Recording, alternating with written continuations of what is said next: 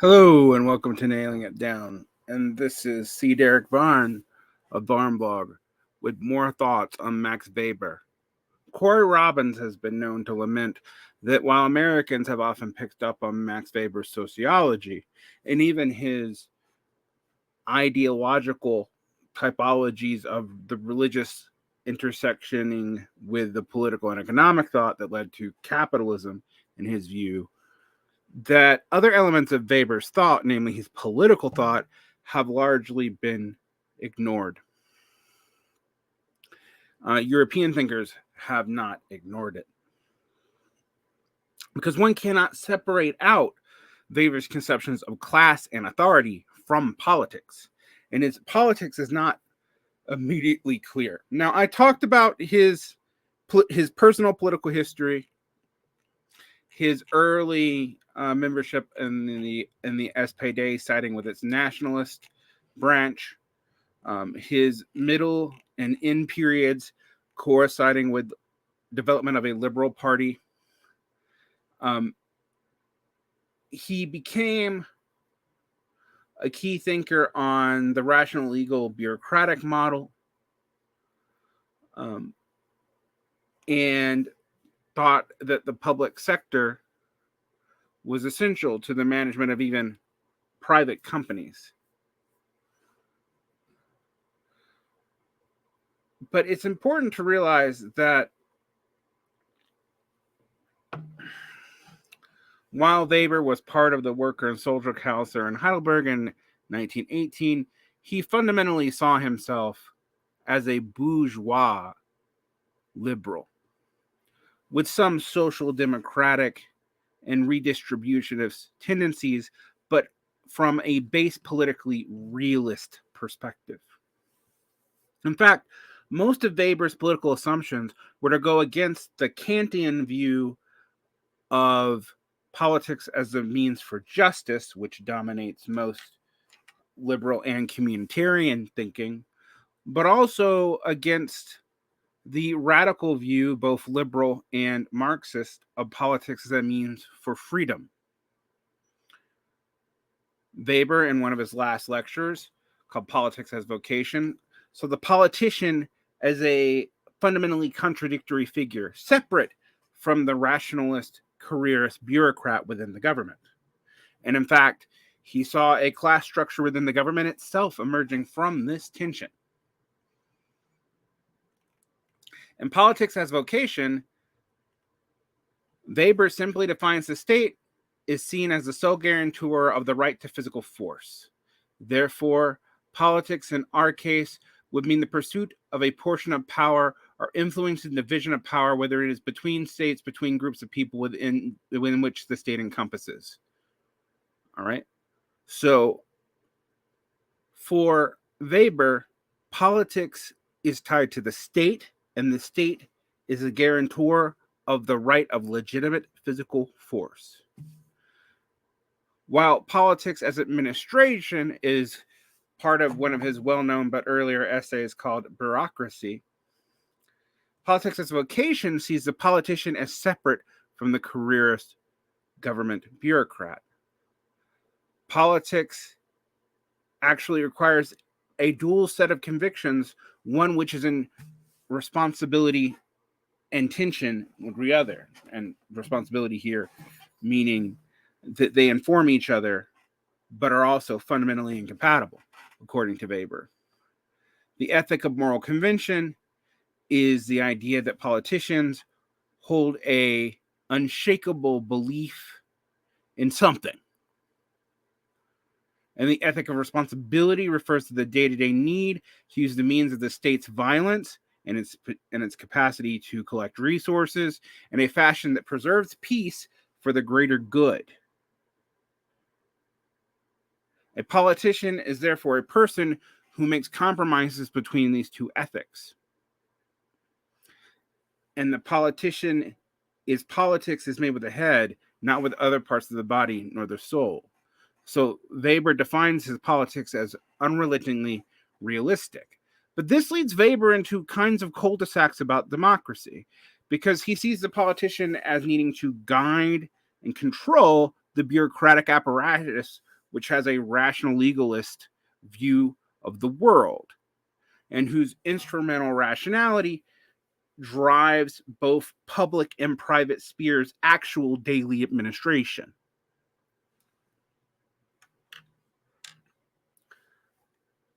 Weber also thinks that politicians necessarily as individuals, not as a class, are given to vanity, which is why they are politicians in the first place. Common vanity, according to Weber, means that politicians are tempted to make decisions based on emotional attachments to followers or sycophants, their base, and not to rational reasoning, even to govern more justly and effectively. And this leads to the political sphere separating, an administrative state and a political state seemingly dividing apart, like two kingdoms.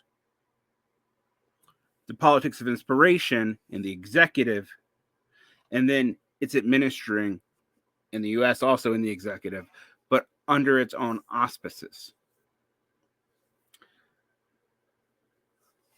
Now, Weber sees the state then as relying on domination.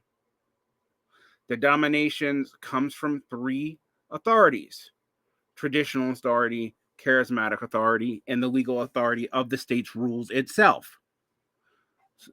So a kind of bureaucratic authority. But Weber has a hard time seeing how democracy plays into this. And it makes sense that he would. Because in Weber's eyes, the democratic state seems to have a kind of politicianist paradox. Someone who dominates the population and can compel it to object or accept different elements of the state's uses of force, while also being representative and equal to those that leader is dominating. Traditional modes of authority fall away. Weber's answer to this is a kind of realistic competition between individuals. That local political authorities, which are largely communitarian, are breeding grounds for the kinds of charismatic authority that will generate the politician and the vision of society.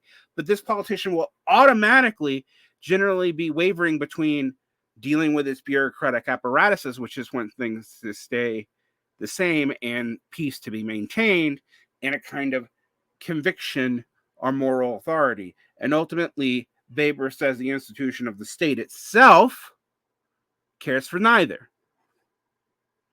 The institution of the state itself cares for its own maintenance and the maintenance of its social and economic basis, i.e., it wishes to achieve something like homeostasis or homeostatic growth, as weird as that is. A constant rate of growth that is predictable and expandable.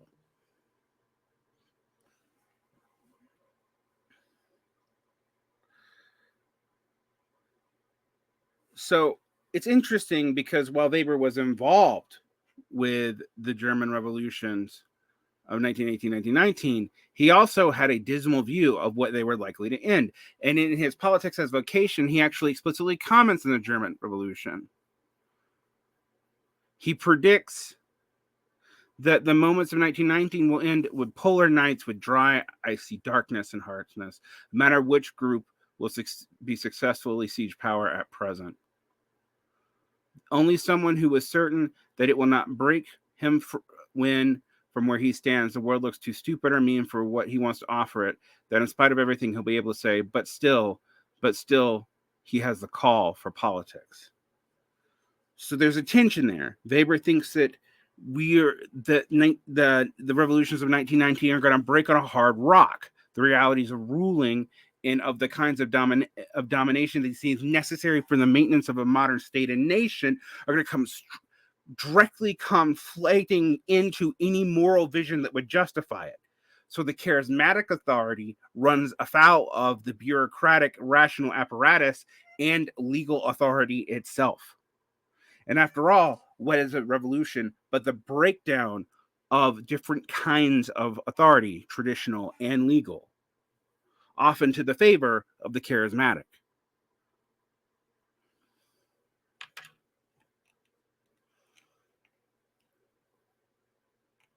Now, there are two forms of state that Weber identifies in Politics as Vocation: the administrative staff beneath the ruler in both status and power. But the administrative staff is also, interestingly, autocratic no matter what the nature of the state is. They operate their distinct estates within the purview of their empowerment by either a democratically or some other traditionally authorized authority to which they answer.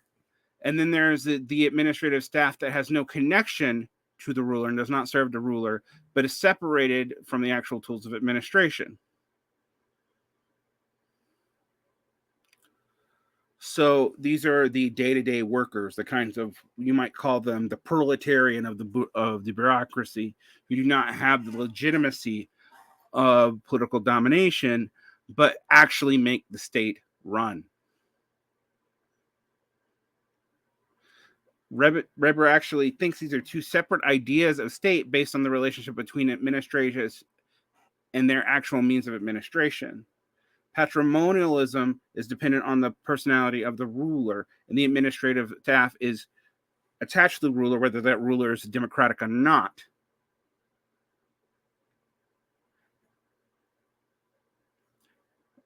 They may not need the actual administrators to the ruler to actually own money, parcel out things like in fiefdoms, but they are given executive decision based off of the legitimacy, charismatically democratic or otherwise, then emerges. And I say charismatically democratic because Weber seemed unable to fully place democracy in his forms of legitimate authority and domination.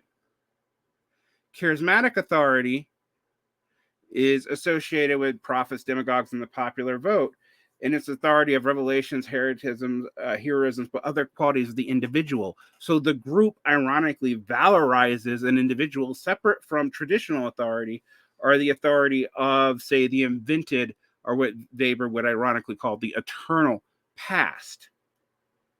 Now, this is separate from legal authority, which is self-justifying. It's hard to justify politics off of legal authority alone because the legal authority emerges from political rulings.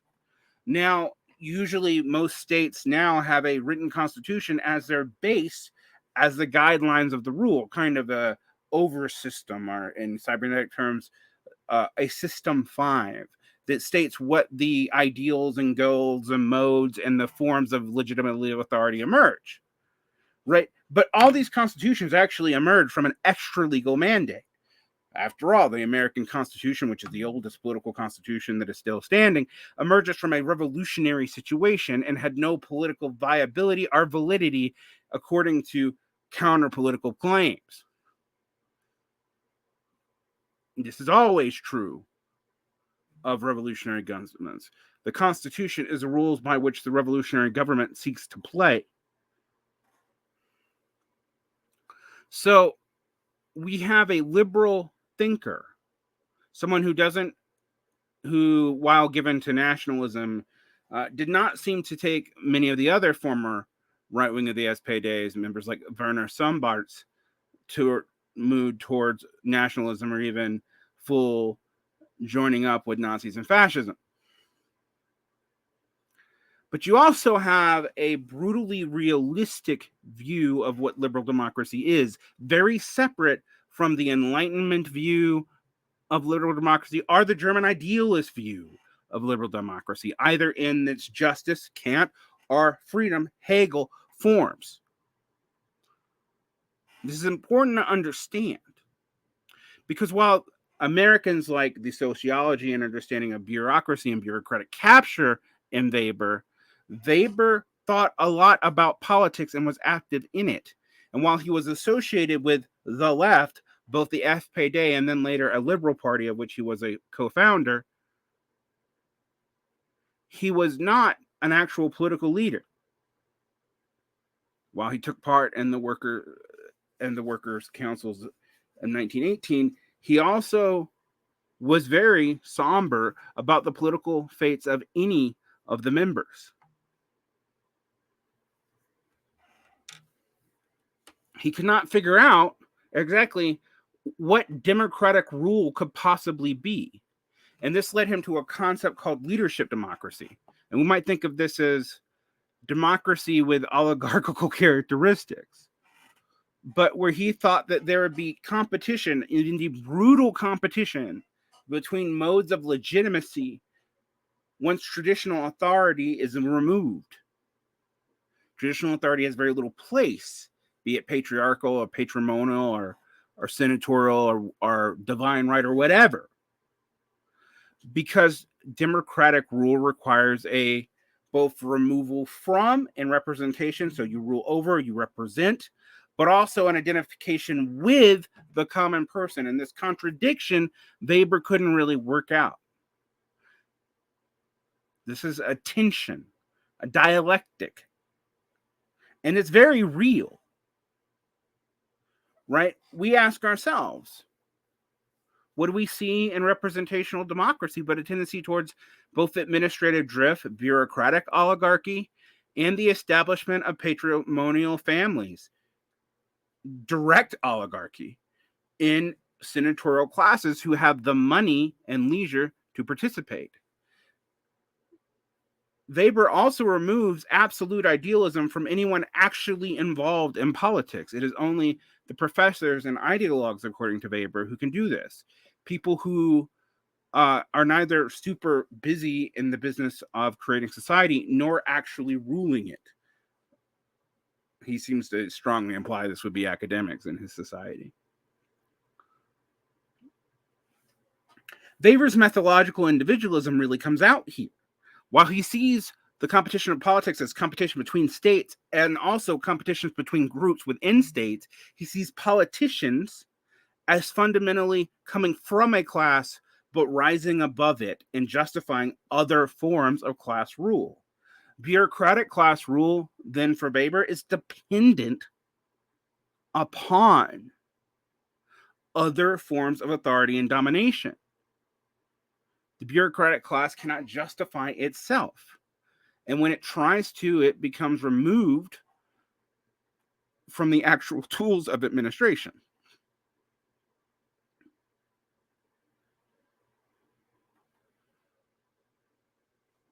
They cannot organize deference and delegation because this administrative staff is separated from popular legitimacy. And in, say, a modern state like the United States or the EU, you see this all the time. There are parts of the administration and the executive that are directly responsible and have a patrimonial tie to a democratically elected or highly charismatic leader, or even just a faction of the bureaucracy that is well known and legitimate in the public. And the actual bureaucratic apparatus itself, which can do all sorts of administrative things, but can't set its own tone legislatively without the attachment to some other part of the government. Usually the executive, but sometimes judicial fiat can also give bureaucratic status weight because it is part of legal authority.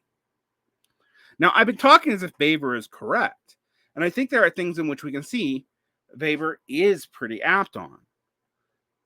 The state is fundamentally a legitimization of the kinds of violence and who has the right for it. Violence outside of state action is murder. Violence within the action of the state is usually not. Only those who remove themselves from the state can be completely pure here, and that's Weber's point. Weber's is a liberal bourgeois realpolitik, one that is willing to make concessions to socialism and what might be called, welfare statism or quasi-revolutionary Fordism or quasi-revolutionary social democracy. And he even has a relationship with it historically, but fundamentally sees the state and a homeostasis of the state and of the nation as being the most important factor, and that leadership should emerge between competition between spheres of people in relative communitarian grounds. Weber rejects communitarian or civil society as legitimate outside of state action or as something that could be terminus of self-rule with the state. So he's not a communitarian either.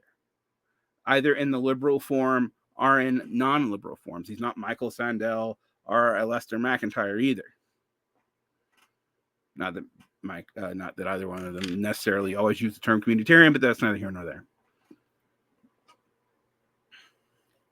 Now, you can see how this has, appealed to people across the political spectrum. And you can see how someone like Carl Schmitt, who Marcuse accused of being a true disciple of Weber, to someone like C. Wright Mills, who was really interested in the power elites and other forms of power than just the economic one, would be attracted to this. But we need to look at Weber's political agenda by itself, because that informs what he thinks classes are and do. He does not think that classes predetermine consciousness. That yes, there is competition between classes of people, and yes, people will engage in competition between classes because it independently benefits them as individuals. But he also thinks that class traders and all kinds of other things would emerge as new forms of authority as people try to better their individual station beyond any class consciousness. Class is a limitation for Weber, but is not determinative of one's perspective. Whereas in Marx, it's actually ambiguous. Marx's ideas about proletarianization and about the advanced parts of the proletariat indicate that he does not think that class is the sole determinator of one's consciousness. But sometimes he talks as if he does. And later Marxists make a big deal out of that, or they make a big deal out of the more subjective elements, depending on what they're leaning towards. Whether or not one is leaning towards a humanism or a structuralism tends to be based off what one is looking at in Marx and what writings one is favoring and interpreting as the more important writings of Marx when they do that. Similarly with Weber. What parts of his traditional authority, what parts of his views on competition and real politics, what parts of his view is that the state is just a legitimacy of the form of violence, but that its character comes from both its bureaucratic nature and its political nature, and that those are, while they're both necessary for the administration of the actual state, separate things. Many things to think about with Weber.